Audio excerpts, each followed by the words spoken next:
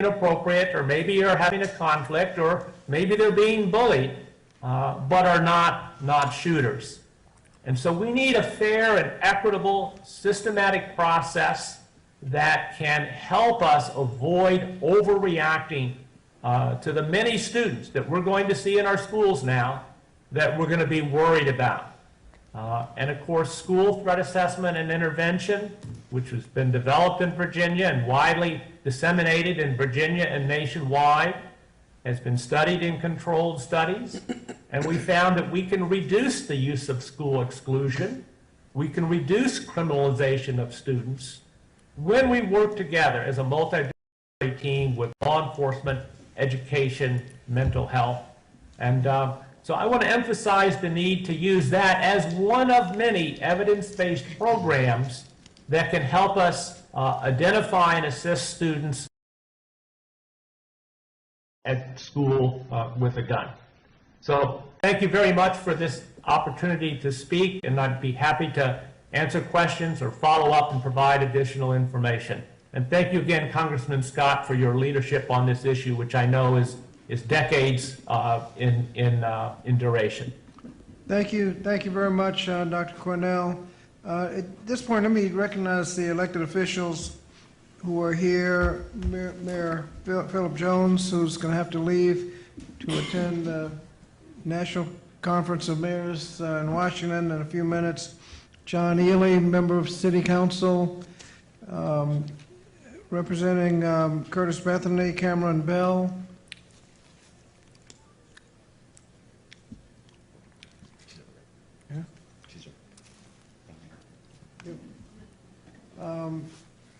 In Hampton City Council, Chris Bowman.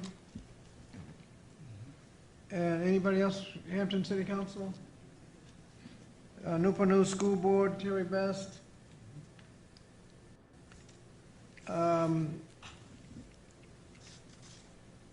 Hampton School Board, Dr. Richard Mason. Officials, Steve Drew, Chief of Police for Newport News.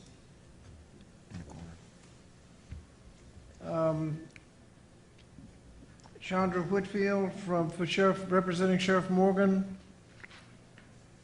and Captain Vespron representing Sheriff Bowden from Hampton. Corey Brown representing clergy, Reverend Brown. Assistant City Manager, Newport News, Alan Archer. Steve Bond, Assistant City Manager in Hampton. And Mary Bunting, City Manager in Hampton.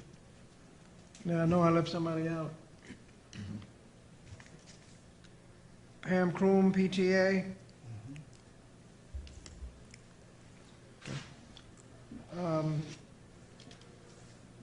Okay. At this point, Dewey volunteered to take questions, so we'll ask panelists. I'll call on all the panelists one at a time, and you can make a statement or ask questions as you want. We'll start with the Superintendent of Newport News Public Schools, Dr. George Parker. And good afternoon. Thank you, Congressman Scott. I believe the information, the research-based information that these gentlemen shared is very important for a community that's healing.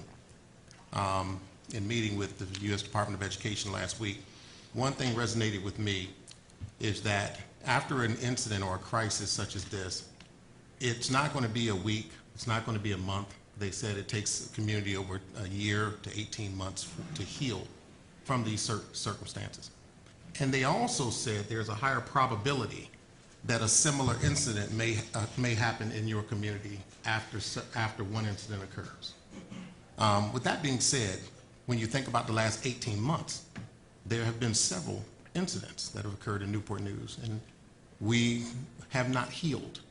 So part of the information that's being shared resonates with me. I believe this community and our schools and our children need to heal from these incidents, and I believe that it's not going to be something as simple as metal detectors to provide that. I believe, and from my perspective, I knew of the research on metal detectors as a superintendent when the first incident occurred in Newport News. And I understand the importance of hardening some of our buildings to make sure that an external threat may not be a problem, but you also have to weigh that with the understanding that you have to put things in place that will impact your student body. So we've continued to work on our youth development initiatives. We've hired behavior coaches. We've hired mental health professionals to support us, our teachers and our staff. Many things other than just simply metal detection. And but unfortunately, you represent the community that you serve. And I do believe that we have to make, that is a greater focus in our community, is making sure that students or kids do not have access to weapons. Because if that's the community and it's a problem in your community, it will be a problem in your schools. So with that being said, I am in favor of putting better technology, metal detection in place that will not, that students can simply walk through. And I only make that shift in my perspective because we've had multiple incidents, and we have to share with our community that we are going to do everything possible. But it's not just metal detection. It will also be behavioral specialists, building a strong youth culture in our schools, and many of the other things that we're already working on in addition to that added layer of support. So with that, I do understand the research. I think the research is valid. I do believe that the criminalization of students should never occur in any organization. And I believe that Newport News students are no different than anyone else in this country. Okay, so we have good kids here. And when we start treating them any other way, we're giving into fear versus giving into solutions. So thank you for the opportunity to speak. Thank you. Bobby Kemper, National Center for Prevention of Community Violence. Thank you, Congressman Scott. It's an honor again to be involved in, I guess, the solutions which we should talk about and not the problem, because we talk about the problem a lot, and this problem has been with us a long time. And as Congressman Scott knows, my good friend Dewey Cornell, Dewey, it was great to see you, even if you're in New Zealand. But we've been doing work how many years for a long time with this problem, and there are people in this industry that are BC and AC.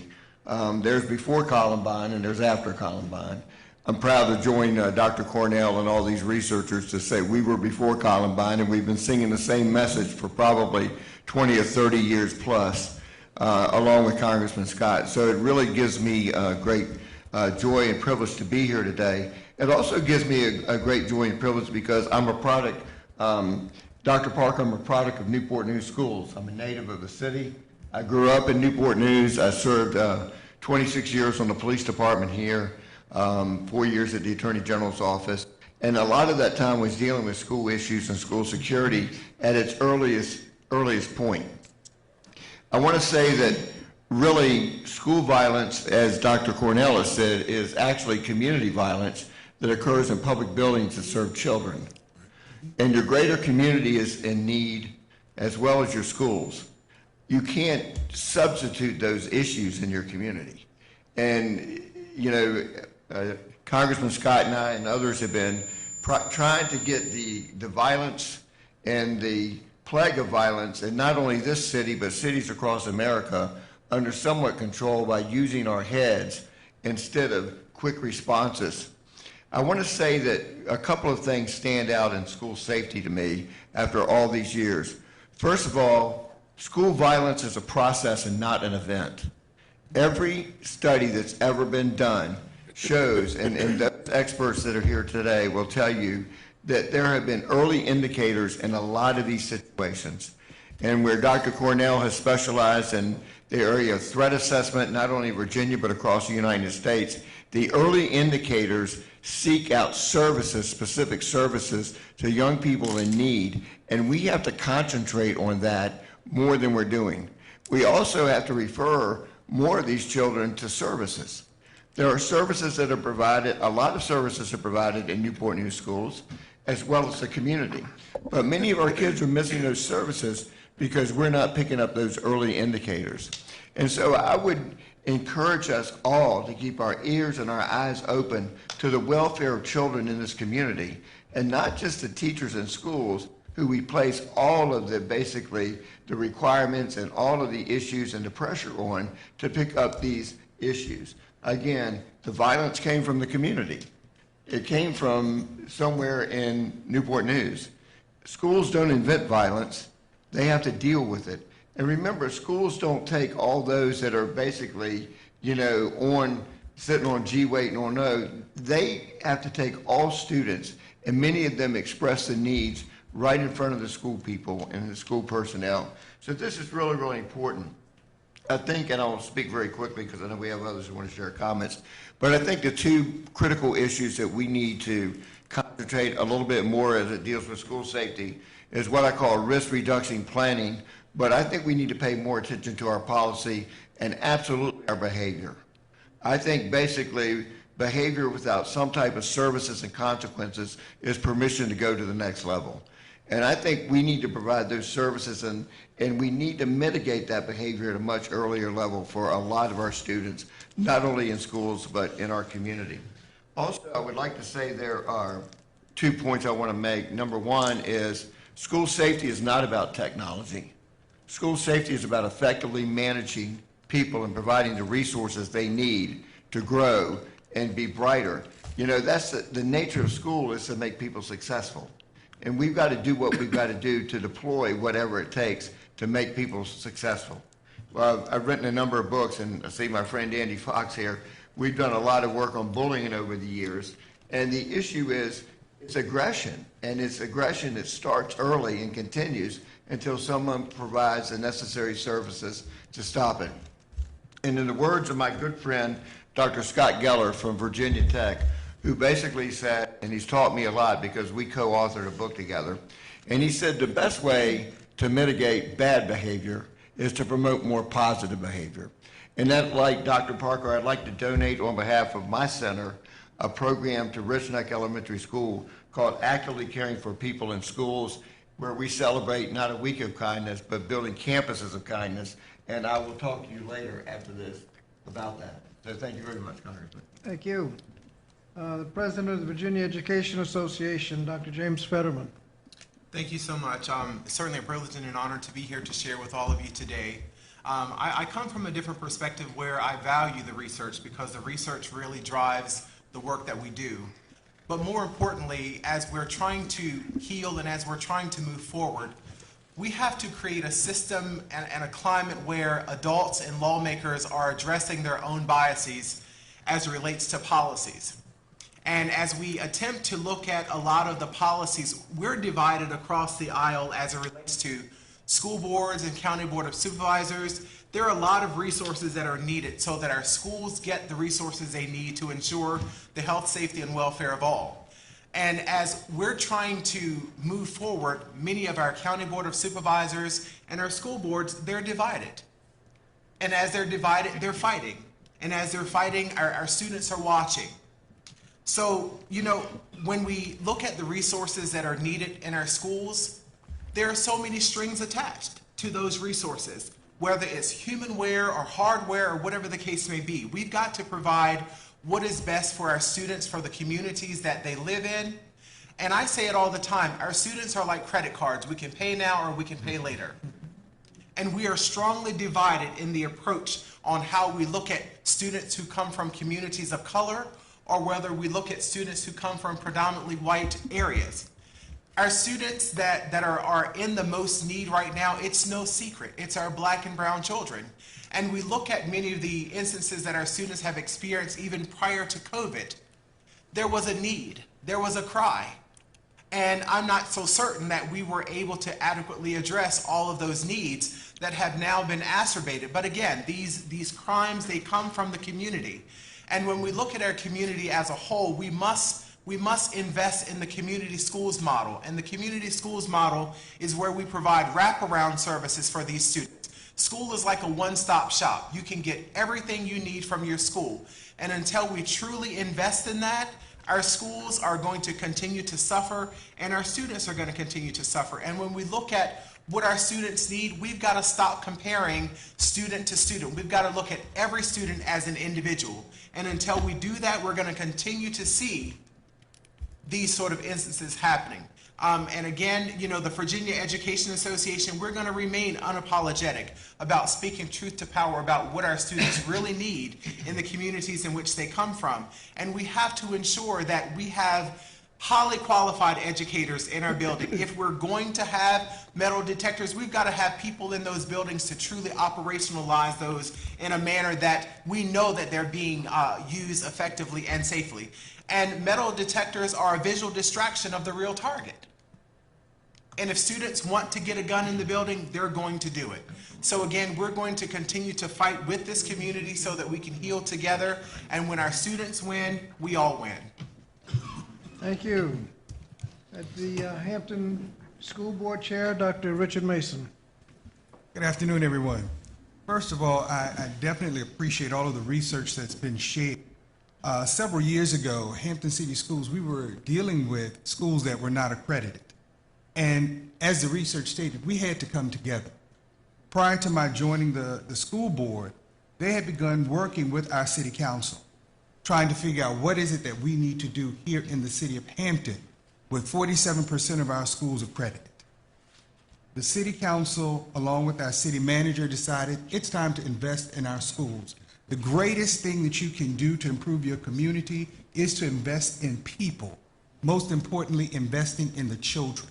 Since then, we have been able to improve our accreditation rate. Our graduation rate has gone up. We have the highest graduation rate in the school division's history. We have the lowest dropout rate, and that's because we have a city council, along with our city manager, Mary Bunting over there, who sits down with our superintendent. We sit together in buddy meetings. We also have joint collaborative meetings between the school board as well as city council. We work together. We put together a comprehensive budget. 24% of our school's budget comes from local dollars, from our city manager and our city council. That's unheard of in a lot of other communities. So we value what happens in our schools. And that's the way we have to work together. And we put in collaborative programs. We look at the culture and the climate that occurs in our schools. We began to look at how do we put in restorative practices, because at one point we had a very high suspension rate. And that's an issue. You cannot educate children if they're not present and available in the buildings. You can continue to raise teacher salaries, but if they don't have children to teach, it's all done for naught. So we had to work together. We had to come together and look at the data. And sometimes it is not pretty. Some people use data as a weapon, but we have data as a flashlight to really shine the light on what it is that's needed if we're going to truly do the things that's necessary to improve our communities. So we began to look at our students. As we look at academics, we have that three-tier model. We have those things that all of our students will receive, those services that they're going to receive. But as we assess and we evaluate those students, we know that there are going to be some that need just a little bit more. And through further assessment, we know that there are going to be those children that are going to need some of those top-tier services, that we're going to really have to sit down and work with those children strategically to make sure that they are successful. As we look at those kids from a behavioral perspective, we had to create a model very similar to those academic supports. We had to create that same type of three-tier model to deal with those behavioral supports. And we were able to put those things together. And we found that now we're working with those kids and their families. We have a task force that we've been working with that includes a lot of the key players in our city, from the city manager's office, the mayor, the superintendent, the police chief, Commonwealth Attorney's Office, Department of Social Services, Department of Juvenile Services, neighborhood commissions. We're all coming together to sit down and evaluate what's happening in our community. We started this prior to COVID, but we were slowed down just because of COVID, but we picked right back up into doing these things and working together collaboratively, because we know that, one, COVID made some serious changes in our communities that have now bubbled over into our schools. And so we have to continue to work together. And that's the methodology that we're taking in the city of Hampton. We're not perfect, but we're just trying to make sure we're on the right road and we're moving along on the right road. Well, thank you.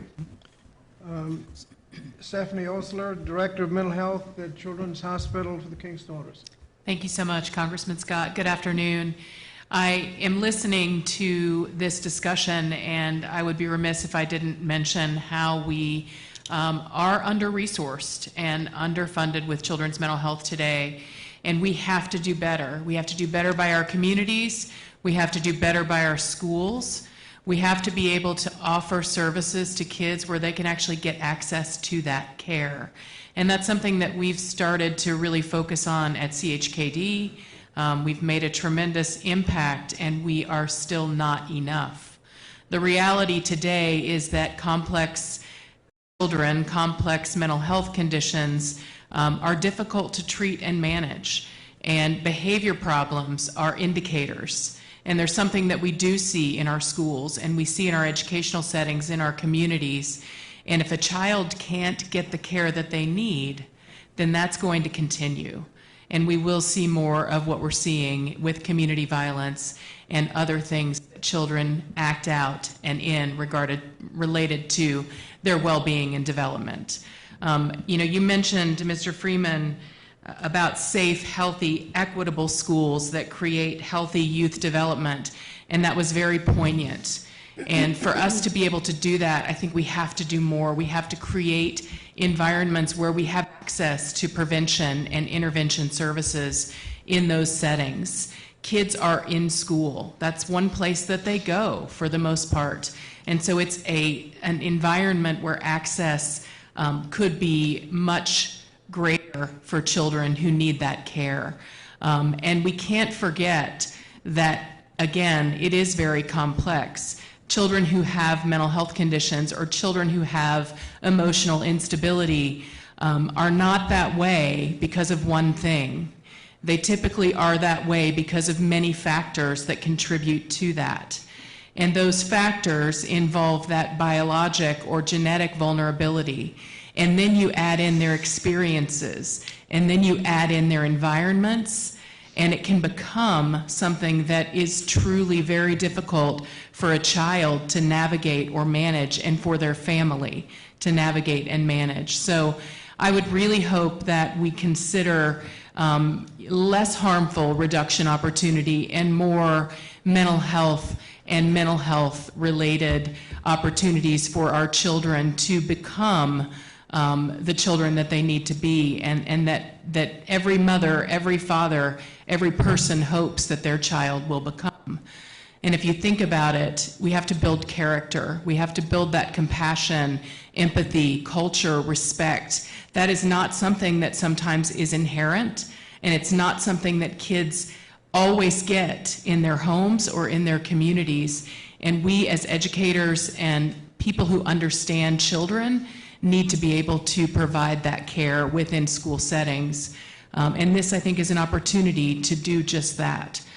So I look forward to continuing this discussion and being able to be a part of the solution. And Children's Hospital hopes to be a part of the solution within our community as well.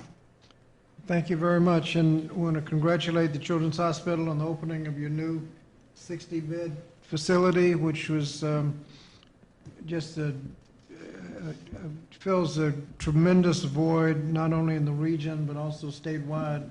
So we congratulate you on that new development. Thank you so much. And just for awareness, 24 of those 60 beds are open. We hope to open the rest of those beds in the coming months.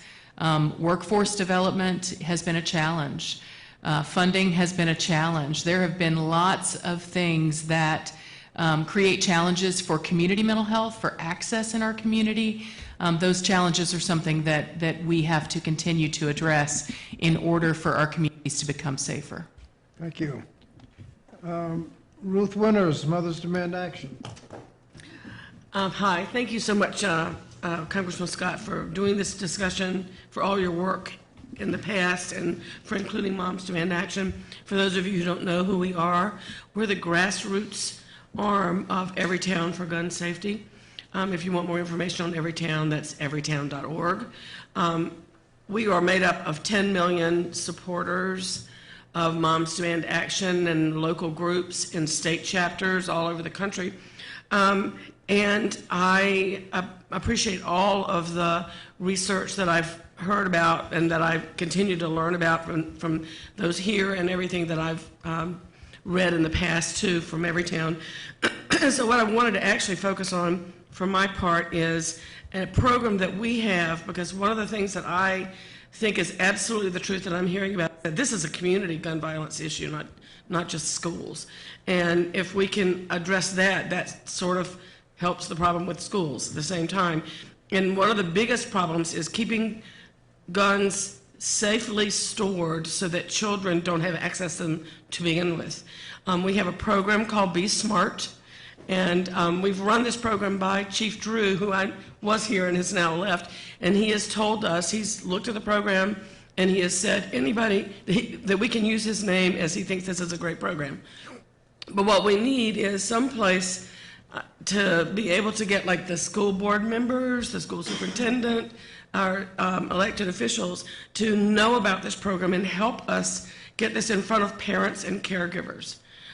It's basically the Be Smart program is what it stands for is secure all guns in your homes and vehicles, model responsible behavior around guns, ask about the presence of unsecured guns in other homes, recognize the role of guns in suicide, and tell your peers to be smart. This is a very practical, something we can actually do right now.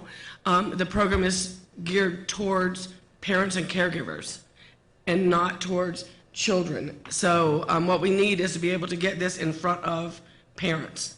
If there is a way of there have been some programs in the state that have been able to, school systems that have actually sent this information home with their children to give to the parents.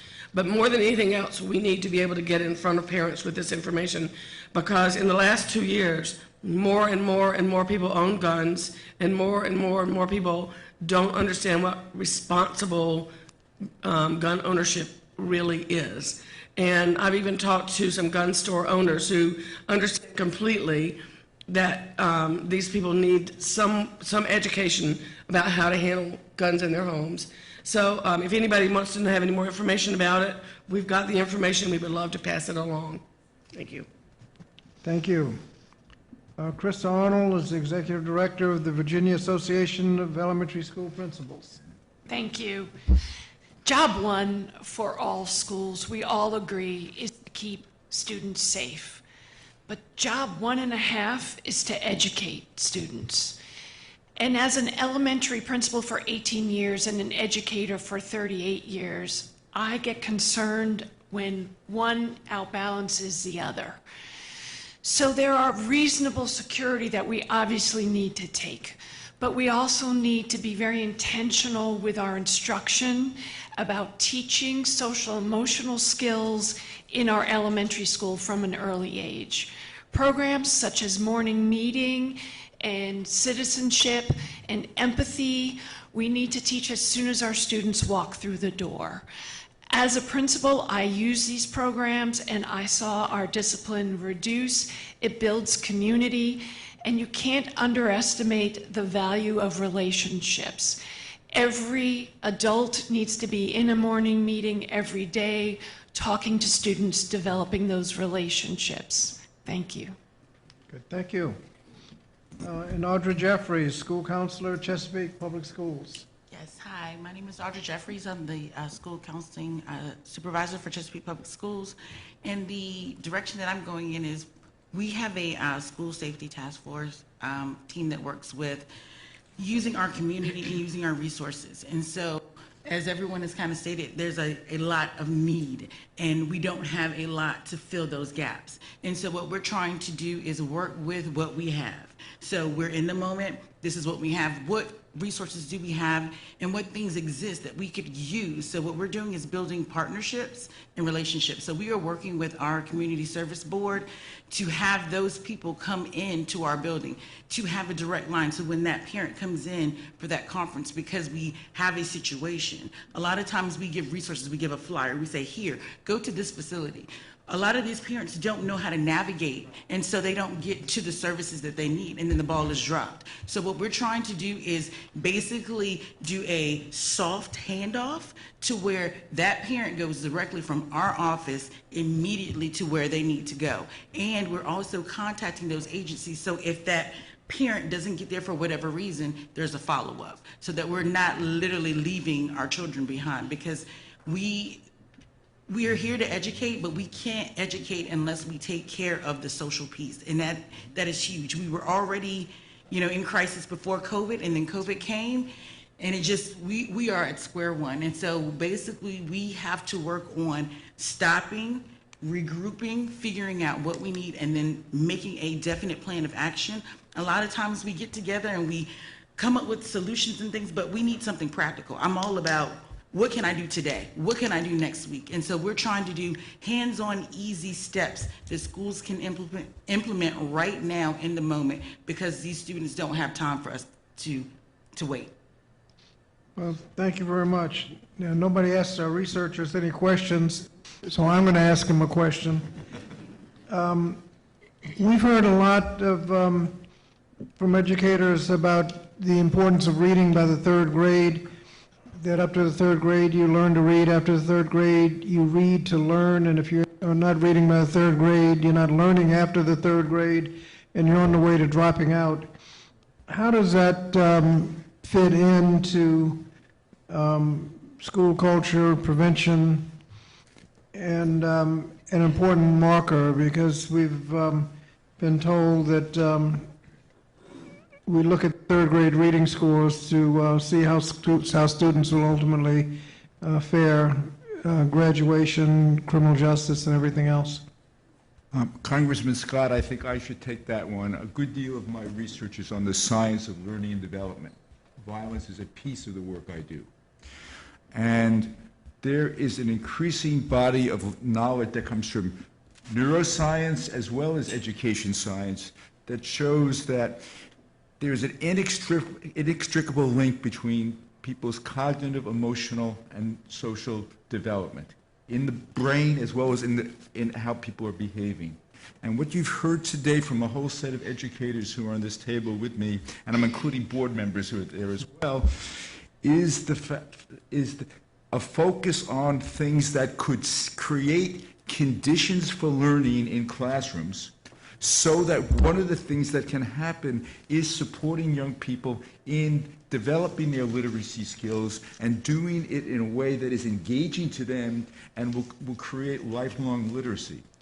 There are 4 essential conditions for learning. Safety is one of them, and safety the way that you've heard.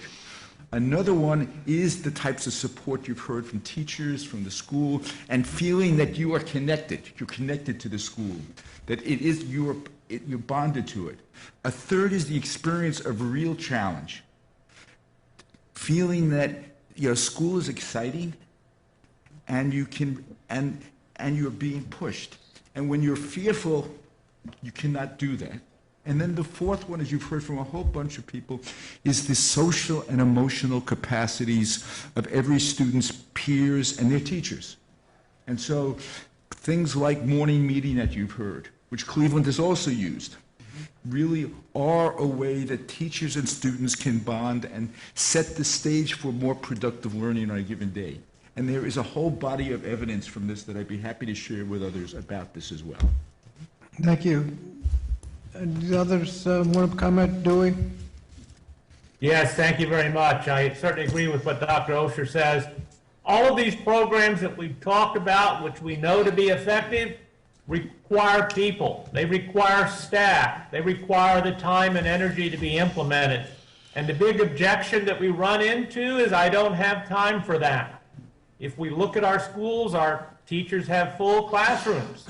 When a student is not learning to read, has special needs, we need student support services for that student. When a student is being bullied, when a student has been traumatized, when a student is having behavior problems, we need our counselors, our school psychologists, and our social workers. But talk to those in your school, and you'll see that you have one school psychologist serving 2, 3, 4 different schools. You'll see counselors with hundreds of students they're responsible for. And if you have social workers in your school at all, you'll see that they are also greatly outnumbered. So the big problem here is that we have programs, but we don't have the people in our schools to be able to carry them out. And that's a funding issue. And when we're spending billions of dollars, literally billions of dollars on security measures, those funds are not being allocated for these types of programs. So that has to start at the legislative level. Thanks. Thank you. Jim, did you have a comment? Oh, no, thank you, Congressman. I don't have anything to add. Does anyone in the audience have any questions? Any of the, I'm sorry. Yes, ma'am.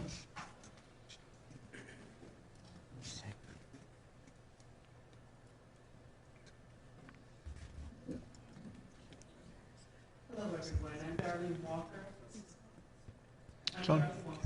And I'm with the National Black Child Development Institute and called Parent Education. I agree with all of the research that's been said, spoken to here. One of the issues that I feel is missing is the parents. Everything starts at home. Everything starts with them. And there was Dr. Osher had a list of the different things that affect children's social and emotional behavior in and out of school. It starts at home. And so if we don't do anything that taps home life, that helps parents, wraparound services and things of that nature, then we won't get to the root of things like we need. That is the root. If we can get that, then kids are going to move forward in a better way, and so are their parents. As we all know, there are a lot of things happening that are just, that have parents in disarray over just a lot of different issues. COVID just complicated that even more because we were already having parents, you know, in those situations.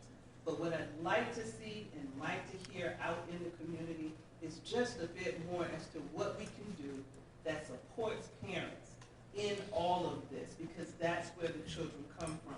So if the home is in disarray, it's dysfunctional, and lots of things going on in a very different and wrong way, it comes right into our school. And then we have to do that, you know, work with children. I hear you saying working with children. But when the baby goes back home, That's right.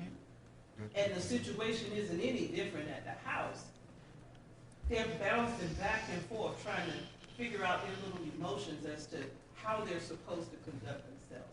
And so I really would like to see more of that in the community, more research, more money put into what we can do to support parents. Let's see if we have a comment from any of our researchers. I'll come in for a second. I mentioned the science of learning and development, and I'm happy to share this with others afterwards. But a key in the science of learning and development is relationship at home, school, and community, and it is the ability of teachers and young people to attune to other young people and each other. And when you're under high levels of stress, and COVID has increased it, it makes it even harder, which is one of the reasons we have to provide the support, but also provide trauma-sensitive universal interventions so that we can be helping people, adults as well as students, teachers as well as families, in terms of the types of issues you've talked about. And there's a evidence-based and a practice-based in it, and some of the resources that I put on my slide at the end can help you, but I'm happy to share more resources as well. Congressman Scott, I'd like to say one thing too. We just chatted for a minute, but a lot of times we expect the parents to come to services. Is there a way in communities, in some of the PTA meetings and some of the things that the school meetings are holding, to go into areas where people don't have transportation, they have problems with these things? I'm a real fan of, instead of forcing people to come to services, take services to people. And I think if we did that in more of our communities, we probably would have more education and more involvement at the community level. Other comments? Yes, ma'am. Yes, my name is Cynthia. Wait a minute. Do we have a mic?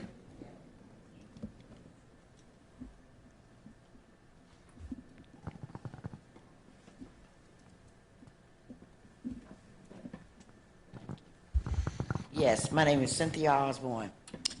I'm coming from a view of, if you don't have the internet and you're not technically savvy, you're lost in the community. You know, and a lot of people want to think, everybody's got a cell phone, everybody's got this and everybody's got that. They may have it, but they're still not technically savvy. So I agree with what the lady from Chesapeake said, that we need to have more connection with hands-on like that. Don't just expect, or go on the internet, or do this or do that, and you're gonna be able to pick up on what's going on or what you should do. I think we should have more hands-on. And one of the things that we have spent a lot of time and effort in the last few years is to try to make sure that we have internet availability universally. It is a serious problem in rural areas where they don't have the availability, and it's a serious problem in urban areas where it costs too much. And we've, in every major bill, the transportation bill, the CHIPS bill, the rescue bill, we put money in there to try to make connectivity available to everybody. We did it with telephone service. We just decided that everybody was going to have telephone service. That was in the early 1900s, and we worked with that, and just about everybody had access to a landline. And now we're trying to make sure that people have access to the internet, because as you have indicated, if you don't have access to the internet, a lot of things you don't have access to. And so we're working on it, and there is money available to, in school systems, the students have access to discounted rates. So if you know anybody that doesn't have access to the internet, tell them to talk to people in the school system, and they can hopefully get them hooked up with a discounted rate. Good afternoon, Congressman Scott, panelists. I'm Pam Kroon with Virginia PTA, and I echo the comments that have been made. We do a lot of work within our communities. We try to be good partners with our school districts and our cities. But what we feel is that we are left out of the conversations and left out of the table invites when we're speaking of such issues. And I would like to remind all that with Virginia PTA as a statewide organization, we also have individual councils within each community that is available to work with our lawmakers, our decision makers, and bring voice to the table that represents our parents. I welcome the opportunity at any time to sit down with our leaders to speak about our concerns and how we can better assist with getting information down to the community level. We are a boots to the ground organization where we actually fill the gap between the community and schools. Thank you. Thank you.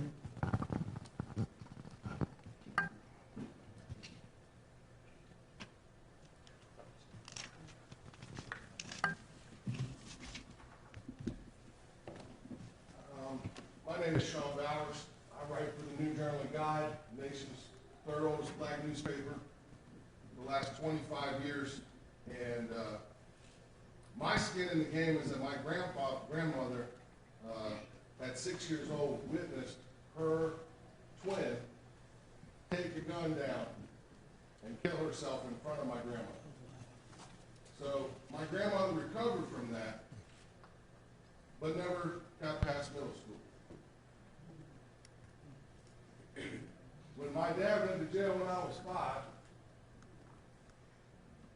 and I lived in a one-room garage apartment with my mother, after the divorce, after being in foster care, I created a mental cocoon to get myself to become my family's first college graduate. I went to 4 high schools. I graduated with 4 D's and a C from my 4th high school. But I played for not 1, not 2, not 3, but 4 Hall of Fame coaches in my basketball career, and 1 that coached in the Final Four. And I decided after graduating and winning championships in Virginia and Missouri and Washington State that I needed to give something back to society. So I created a 10-page blueprint that's free. Everybody on the council understand the word free? It doesn't cost anything to implement. It's 10 pages. The Visualize Power Dreams Blueprint. Put it in front of kids, how to control your time, attitude, effort, responses. The 4 things that all coaches and teachers talk about. The blueprint is the key to grabbing control of their use of a desktop calendar, how to set and attain life goals and overcome obstacles. It doesn't cost a thing. It's free. Free! Did you hear me? It can be implemented 30 years ago when I created it and have been giving it away for free for 30 years. Now, it doesn't have anything to do with race, class, religion, or sex, because those are the 4 things that divide everybody in society. That's why I took them out of the blueprint. It's strictly about, you're here, how you going to get from where you are at 6 years old to where you want to be. How are you going to use your time, attitude, effort, and responses? To everybody in here who says we don't have resources, it's free. Put it in front of the kids. What do parents need? They need tools to incentivize and discipline kids. It's not about creating legions of basketball players and athletes. It's about creating kids who can give back to society and understand empathy and how to make society a better place because they were here, and how to share it with each other. So, for the last 25 years and 400 published articles, I've been coming to these meetings after a killing, after violence.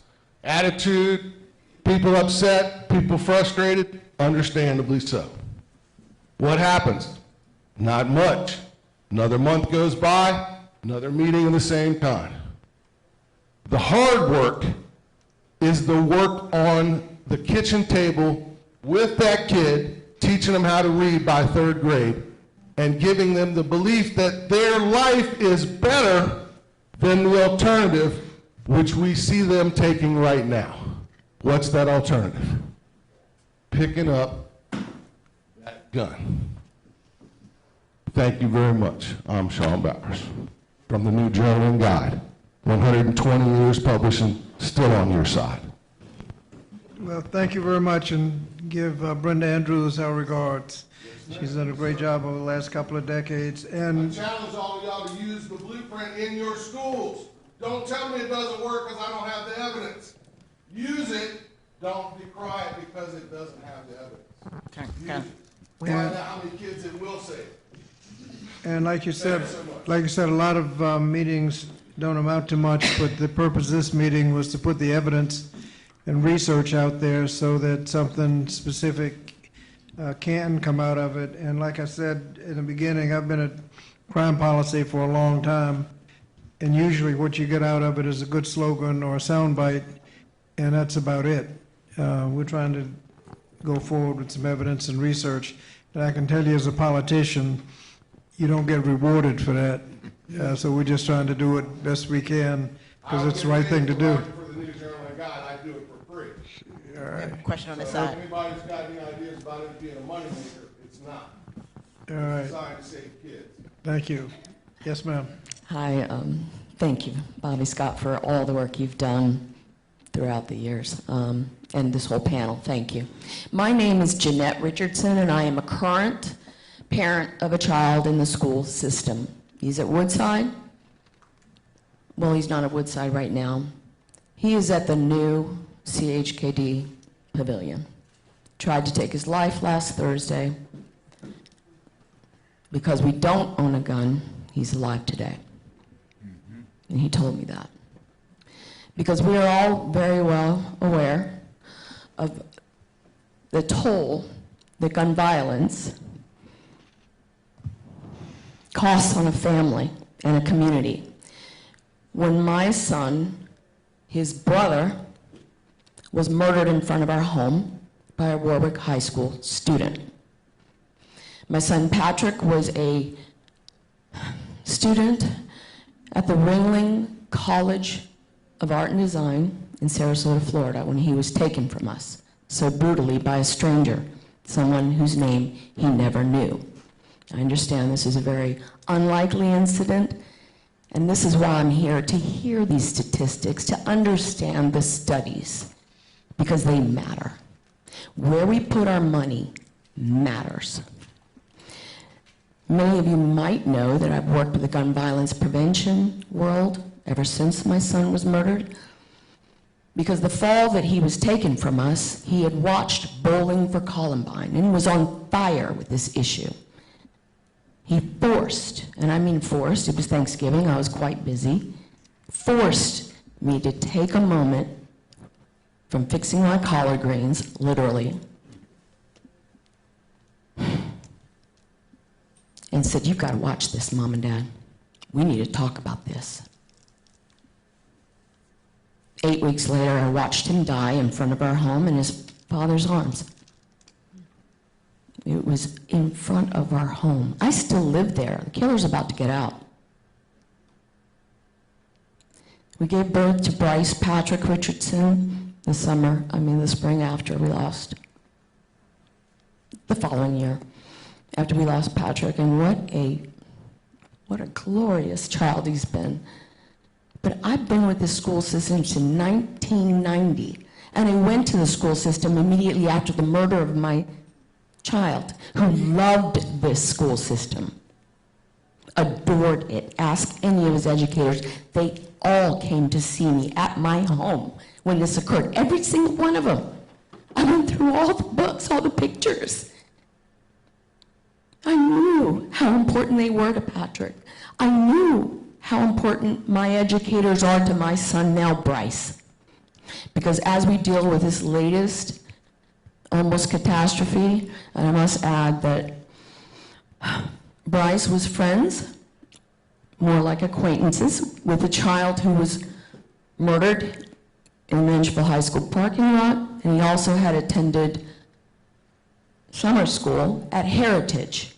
So just less than 3 weeks when this other thing. So I'm hearing and I'm listening and I'm feeling the consequences of what we're doing. And I was really, really, really interested in what our Hampton school board, school board, Dr. Mason had to say. The numbers, this money needs to be put to the kids and to these educators. Yeah, it'll make everybody feel better. I know you're about to catch a whole lot, Dr. Parker, when you go to this school board meeting. If I'm back from seeing my son at the psychiatric ward today, I'm going to be there. But I'm going to be there to listen, to see a lot of hot, angry parents come down hard on you. You know that's what is about to happen. So I know it's going to be a panacea to put up these metal detectors and harden the target and do what you want, but by the time you harden your target, it's too late. And I only know that because my father is a 5 Bronze Star medal recipient, 30-year Army colonel. I've lived all over the world, mostly in very civilized countries that do not allow these guns everywhere, all day, in front of every child, parent, and dog. It's just not happening over there. Spent 12 years of my childhood overseas. It was not even a thought. So there are many, many, many ways we can come at this, that it's going to make such a difference to our families and to this constant and consistent tragedy of gun violence, not only in our community, but across America. We've got to invest in our kids. We've got to put the knowledge out on I was previously with Moms Demand, worked with them extensively with Mayor Bloomberg back in the day. We've got to educate people in regards to what they're doing with their weapons and how we come at these children with the most compassion. And I'm afraid there's very little that's really very free in this world. We've got to invest in training. We've got to invest in our young ones. But this is so important. We've got to get beyond this. We've got to come to a decision to get together, all of us, city council, school board, come to the decision more money needs to be put towards these children. And I do want to ask Dr. Parker, I was so let down by your original statement. The kids have learned a lesson. I'm just not sure that was the right way to come at us. We don't want our kids to learn this lesson. My finger's on the pulse of these kids, and I'm talking to my mass community at large because I have ways. I've been here a long time. Do you really think that's the way to go about it? Are you just trying to make the parents feel better who are coming at you hot? No, I just wanted to ask that. My condolences. Thank you. And I'm sorry for your loss. But I want you to understand also that day how I felt as well. I was as angry as you, as parents are. And whether it's appropriate to say it or not, our kids did learn an unfortunate lesson that day. And it's a lesson I wouldn't want any child to learn, that they can't be safe in their own community or their own school. And that any day they could have a target on their backs. And our teachers also. But I want to make sure that you're certain my efforts have always been to support students and families in Newport News, and families like yours as well. And I too was very sorry to see that young man lose his life at Minchfield, and was very affected by that as well. So thank you for speaking, and I just want you to know that my heart is with your heart, and I'll continue to have that. I don't worry about heat. I worry about doing the right thing. Thank you. We have time for one more question. Thank you. Thank you, Congressman Bobby Scott, for convening this room of experts and leaders in our community. I am extremely grateful for the panel of researchers who have presented such astounding information to us. Thank you for taking the time to look at the statistics as it relates to our funding and our community. I'm very interested in the pie chart that was shown, that shows the amount of money that is appropriated for various areas in our community. So I have two questions.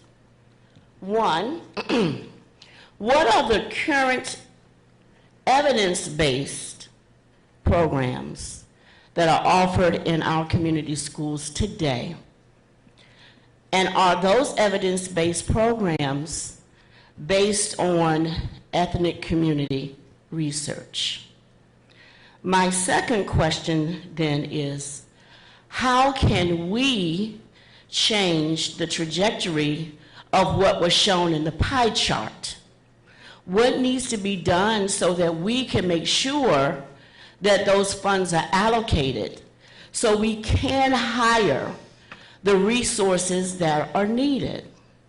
I came to this forum because I was very interested in the expert response related to early childhood prevention, intervention, education. I want to know, and my children are adults now. They were raised, and I was raised in the city of Hampton. We graduated from Hampton City Schools. We had great experiences in Hampton City Schools. And I am proud of our current Hampton City leadership. That's the city council and the school board. But I am concerned about our community, of which I live, and the city of Newport News. So I want to know, what do we need to do in addition to all that has been presented so that we can be consistent in providing this support and resources?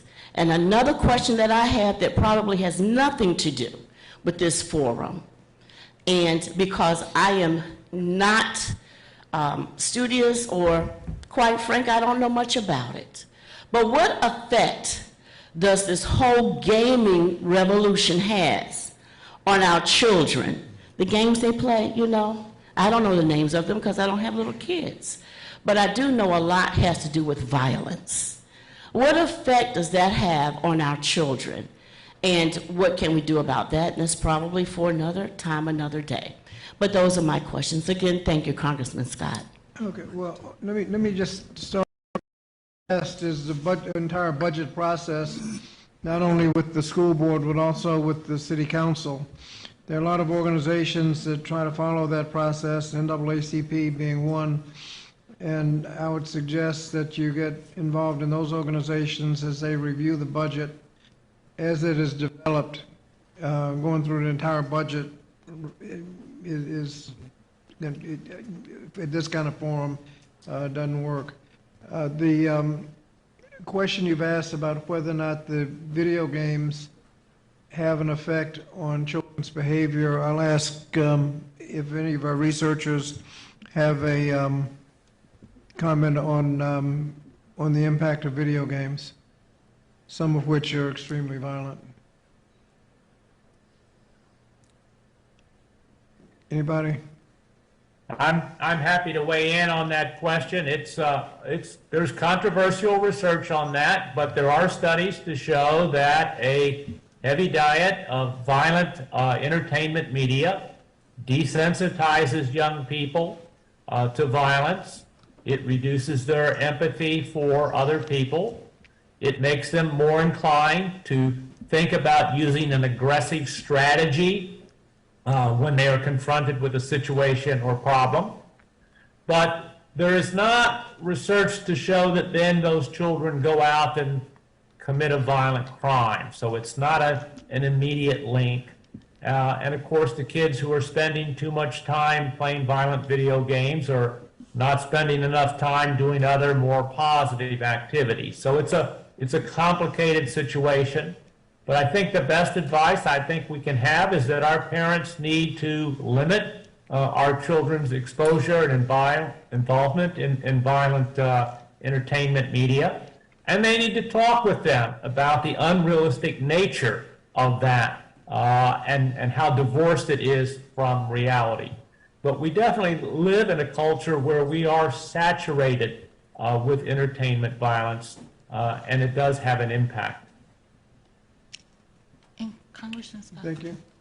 If I may add, in answer to one of your other questions, one of the things that I see that could be an immediate benefit is if fundings were made available, to have them where we have outside people come in to assist. What's happening is we're taking teachers and counselors who are already pulled in many directions. And so I'm a school counselor, but I have my caseload of 400 students, and I have to make sure that each of them graduate. And then I have the student comes in with this crisis, and so I still have to make sure they graduate because that is also one of my jobs. So if we had folks to come in that we know it's an issue, we need to put our monies where the issue is and have folk to come in that their sole purpose is to focus on the mental health and those issues, and they don't maybe they're not as tasked with some of the other duties, so that there's more of a focus and concentration, because right now people are being pulled very thin, and so we're doing a lot of little, and so we need to kind of focus our direction more on getting the problem, and we need people who that is their sole purpose to do so. And that becomes a budget issue because there's a prescribed ratio but for students to counselors, and there are very few schools that meet those ratios. The counselors have many more students to deal with than they can, so that they aren't able to focus. And that's a budget issue. You could have more counselors, it costs more money. And that is why we need to follow the budget from the beginning as it's being developed. Congressman, can I add something to that? Dr. Mason? One of the things that we look at within the city of Hampton, and not that we can't use more funding. Where's Mary? Hey, Mary. Not that we can't use more funding in the city of Hampton and with the Hampton City School System, but we started looking at things because we do recognize the difference in terms of the ratios with our counselors to students and things of that nature. But we started looking at all of our student support services, from social work services to psychology, behavioral specialists and things of that nature, and our school counselors. We've actually taken a multidisciplinary approach and an integrated care model whereby we actually come together to actually work with the whole student. And not just looking at just the student, but the family that the child comes from. Because some situations you have elementary school kid that has a middle school sibling and a high school sibling as well. When we find that things are occurring, something as simple as a kid in elementary school going to the school nurse every other day for a stomach ache or something's wrong, we begin to then look at that kid and find out holistically what's going on with that kid, because somewhere along the way there is an issue or a challenge that that child is facing, which is causing that child to go to the school nurse, that ends up affecting their social and emotional learning component. And if that kid is not in a place where they can learn, they're going to create other problems. And so we begin to look at it like that. But in terms of looking at other programs, we started looking at the CASTLE model as it relates to social emotional learning within Hampton City Schools, which is an evidence-based program nationally. And we began to look at that program and started developing those inputs as it relates to Hampton City Schools children. We have to look at our own data. That's one of the things. You just can't spend money on programs. You have to do the work. And so we pride ourselves on not being box checkers. And so we look at how do we now take this program from CASTLE and make this thing available to Hampton City Schools based on our data. And so we're able to push this thing out. We have a back page that our teachers, pre-K through 12, can pull down resources specifically that reflects what they're teaching, their lesson plans, their age appropriate, and things of that nature. And teachers now bring those types of things to the table. And so we're able to put those things in place, such as mindfulness, that helps children to be more prepared for teaching and learning when they come to school. And that's been a big part of our success in helping us to increase our graduation rate. Even in terms of looking at kids who are dealing with some other community adverse situations, such as homelessness. Our homeless population, we have a 100% graduation rate this past year for our homeless students, our homeless population. So imagine dealing with being homeless, moving from place to place, yet we're able to get you graduated. It's because we're focusing on that. It's a lifestyle change. Well, we have to look at that. I would say that it's also a budget. You have to have a school nurse. You have to have the resources to be able to deal with it. And that is, you deal with a finite budget, and if you put money somewhere, you're taking it from somewhere else. And if you are allocating money appropriately, you do the best you can. But obviously there are challenges with budget. We're over time already, and so we're going to end right now with Dr. Parker having a final word. I believe that question was very important, and I do believe the community needs to continue to stay engaged with per pupil expenditure, the percentage of revenue that goes towards the school budget from the general fund of whatever city. And I do believe collaboration is very important, and I'm very excited for the future of Newport News with the council and the school board working together. I think great things will happen moving forward.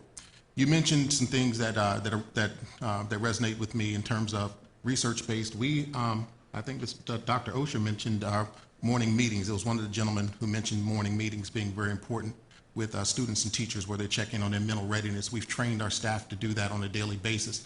It's very important for students to have an opportunity and for a teacher to gauge that student's mental readiness in the morning. So that's a process that we provide.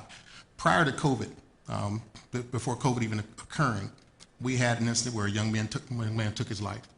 And one of the things we noticed that we knew, and we also had a gentleman, a football player, killed in his community. And that was my first 3 months in Newport News. And one of the things we noticed, both our board and our community, we weren't ready to deal with the mental impact and the trauma that our students and our staff in our community suffer whenever an incident occurs, whether it's in the schools or out. We also understood that we have a community where we have to address youth violence, and we have to make sure that kids have something to do and that they're productive. We've started Brothers Keepers recently.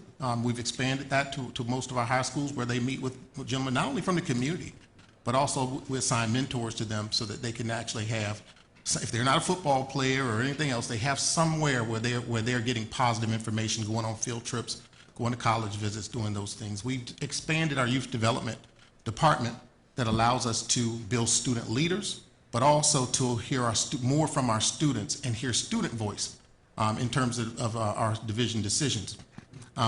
We invested very early on clinically licensed social workers, and that has paid off tremendously. The city has supported the additional funding for some of that, and we've also used carved into our own budget to add clinically licensed social workers and continue to increase our psychologists in our schools. I agree that you have to have, and this is, the reason is because with all of these things going on, there are a lot of kids who are traumatized today. And back in the day when we were well, I'm gonna speak for myself. Back in the day when I was in school, we didn't address youth trauma. But it impacts everything else, every other decision that kid has to make. His behavior, his temperament, his ability to learn, everything. So we have our own licensed staff who put kids on a caseload, and they meet with those students and provide mental health services. School counselors cannot do that unless they have an advanced degree, but clinically licensed social workers can provide mental health support. So those are some of the things we have addressed. Building a stronger youth culture, continuing to work on that, making sure teachers are part of the help in terms of identifying students who are not in the right mental state that day or may need some assistance. And then we have a process called the student support team model that allows the parent to work with school resources, whether it's psychologists, clinically licensed social worker, whether it's behavior coaches, we've hired those as well. But I'll close out my comments, Congressman, by saying the biggest challenge we've had recently is the breakdown in therapeutic day treatment. And that process provided a tier 2 support for students who have aggressive or behavioral challenges to have a licensed counselor work with them who are equipped to deal with extreme behaviors. Because of Medicaid, some Medicaid changes, we're now seeing that the contracts that we're getting with therapeutic day treatment providers are not able to get kids qualified through the Medicaid process. That has to change.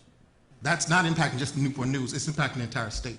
If you can't get kids who are angry some help, we don't have enough behavior therapists and coaches to deal. Therapeutic day treatment is a process that's funded process that could really help many of our school divisions. And we're seeing that we're having more challenges getting that Medicaid assistance. So I'll close out there, Congressman, and just make sure I put that problem on the table, because I think that's very important that we solve that as a we hear state. you, and thankfully Virginia did expand Medicaid, so we have a lot more children who are eligible for Medicaid. I want to thank our researchers, Dewey Cornell, Dr. Osher, and Dr. Freeman, for focusing on research. As I started out saying, it's easy to get off into the sound good, make people feel good, but don't do anything. I want to thank them for focusing on research on the Medicaid. We're going to follow through on that because that's something that is a little surprising. But in terms of funding, if we're going to talk about the budget, I think it's appropriate to brag about the